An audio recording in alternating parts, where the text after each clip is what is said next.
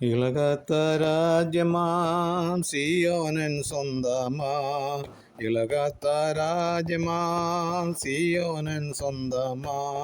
പരനോടു കൂടെ ഞാൻ നിത്യമായി വാണിടും, പരനോടു കൂടെ ഞാൻ നിത്യമായി വാണിടും. വന്നേ നമ്മെ യേശു രക്ഷകനൻ നായകനേ, വന്ദനമേ വന്ദനമേ വന്ദനത്തിനെന്നും യോഗ്യനേ, വന്ദനത്തിനെന്നും യോഗ്യനേ.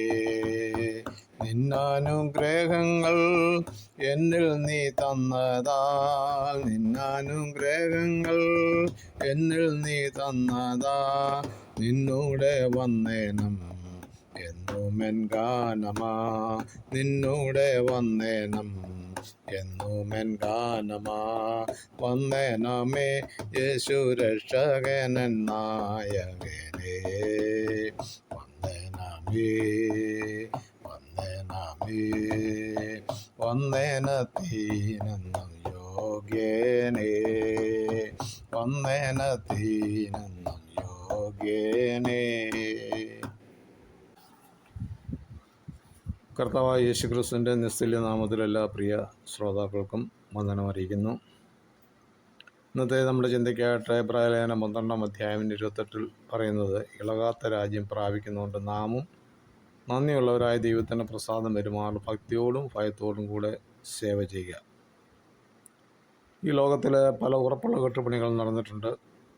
ടൈറ്റാനിക് എന്ന ആഡംബര കപ്പൽ ഇംഗ്ലണ്ടിൽ നിന്നും അമേരിക്കയിലേക്ക് പുറപ്പെട്ടപ്പോൾ അവരുടെ ചിന്തയായിരുന്നു ലോകത്തിൽ ആർക്കും ഇതിനെ തകർക്കുവാൻ സാധ്യമല്ലെന്ന്. എന്നാൽ അറ്റ്ലാന്റിക് മഹാസമുദ്രത്തിൽ മഞ്ഞുമലകളുണ്ടെന്നുള്ള മുന്നറിയിപ്പ് അവഗണിച്ച് കപ്പിത്താൻ മുന്നോട്ട് പോയതിനാൽ മലകൾ പോലെ വെള്ളത്തിൽ ഒഴുകി നടന്ന ഐസ് കട്ടകളിൽ തട്ടി കപ്പൽ തകർന്നു. ആഡംബര കപ്പലിൽ യാത്ര ചെയ്യുന്ന കോടീശ്വരന്മാരിൽ ഭൂരിഭാഗവും വെള്ളത്തിൽ മുങ്ങി മരിച്ചു.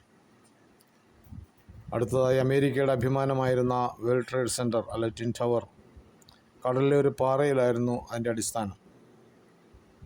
ലോകമുള്ള കാലത്തോളം ഇതിൻ്റെ അടിസ്ഥാനത്തിന് ഇളക്കം ഭവിക്കുകയില്ല എന്ന് ഉറപ്പ് പറഞ്ഞതാണ്. എന്നാൽ ലോകം ഇന്നും ഓർക്കുന്ന 9/11 എന്ന സംഭവം മഹാസൗധത്തെ നിലംപരിശാക്കി കളഞ്ഞു.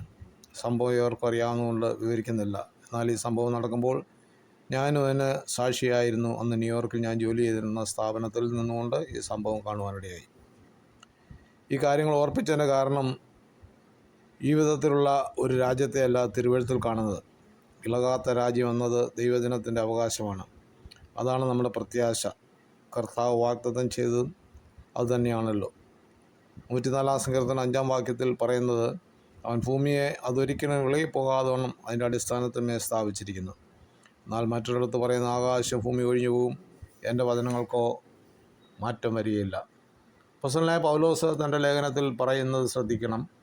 2 പത്രോസ് 3:5 ആകാശവും വെള്ളത്തിൽ നിന്ന് വെള്ളത്താലും ഉളവായ ഭൂമിയും പണ്ട് ദൈവത്തിൻ്റെ വചനത്താൽ ഉണ്ടായി എന്നും അതിനാൽ അന്നുള്ള ലോകം ജലപ്രളയത്തിൽ മുങ്ങി നശിച്ചു എന്നും ഇപ്പോഴത്തെ ആകാശഭൂമിയും അതേ വചനത്താൽ തീയ്ക്കായി സൂക്ഷിച്ചും ന്യായവിധിയും ഭക്തികെട്ട മനുഷ്യരുടെ നാശവും സംഭവിക്കാനുള്ള ദിവസത്തേക്ക് കാത്തുമിരിക്കുന്നു.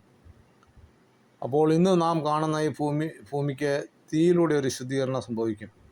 അങ്ങനെ ശപിക്കപ്പെട്ട ഭൂമിയെ ദൈവം ശുദ്ധീകരിച്ച് പുതിയ ഭൂമിയായി രൂപാന്തരപ്പെടുത്തും.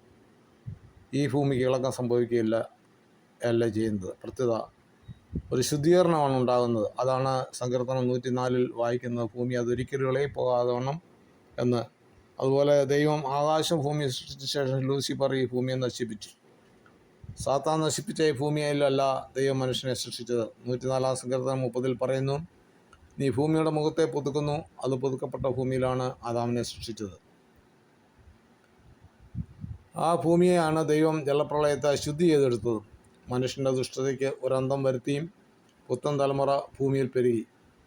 അവരുടെ തലമുറ വീണ്ടും വഷളായി, ദൈവത്തിൽ നിന്ന് അകന്നു. ആകയാൽ ദൈവം ഭൂമിയെ ശുദ്ധി ചെയ്യുന്നതിനെയും തീ കൊണ്ടാണ്.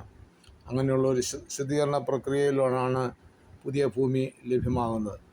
ഇവിടെ സ്ഥാപിക്കുന്ന രാജ്യത്തിനാണ് ഇളക്കം സംഭവിക്കാത്തത്. അതാണ് ദൈവജനത്തിൽ പറഞ്ഞിരിക്കുന്നത്. പ്രിയ ദൈവജനമേ, നമ്മുടെ ക്രിസ്തീയ ജീവിതത്തിൽ നാം വിവിധങ്ങളായ രീതിയിലുള്ള സംഭവങ്ങളൊക്കെയും നമ്മുടെ ദൃഷ്ടിയിലൂടെ നാം കാണാറുണ്ട്. എന്നാൽ ഈ ഇളക്കം പ്രാപിക്കാത്ത ഒരു നിത്യരാജ്യത്തിൻ്റെ അവകാശികളായി തീരുവാൻ ദൈവത്തിൻ്റെ സന്നിധിയിലേക്ക് അടുത്ത് വരുന്ന ഏവർക്കും അത് സാധ്യമാകും എന്നുള്ളതിന് യാതൊരു സംശയമില്ല.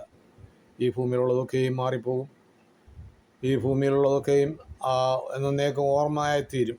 എന്നാൽ നിത്യമായ ഇളക്കം പ്രാപിക്കാത്ത ആ നിത്യരാജ്യത്തിൻ്റെ അവകാശികളായി തീരുവാൻ വേണം. ഇന്ന് പകൽ സമയത്തൊരിക്കൽ കൂടി ദൈവങ്ങളിലേക്ക് സമർപ്പിക്കാം. ഇളകാത്ത രാജ്യം പ്രാപിക്കുന്നത് കൊണ്ട് നമുക്ക് സന്തോഷിച്ച് ദൈവത്തിന് മഹത്വപ്പെടുത്തുവാൻ ദൈവമായ കർത്താവ് എവിടെയും ജീവിതം സഹായിക്കട്ടെ. അതിനുവേണ്ടി ഏൽപ്പിച്ചു കൊടുക്കാം. ദൈവമായ കർത്താവ് ഈ ചിന്തയാൽ നമ്മളെ അനുഗ്രഹിക്കുന്നു. തിരുവചന ഭാഗങ്ങൾ തുടർന്നും ലഭിക്കുവാൻ ഈ വീഡിയോ ലൈക്ക് ചെയ്യുക, ഷെയർ ചെയ്യുക, സബ്സ്ക്രൈബ് ചെയ്ത് സപ്പോർട്ട് ചെയ്യുക. തുടർന്നുള്ള തിരുവചനങ്ങളുമായി നമുക്ക് വീണ്ടും കാണാം.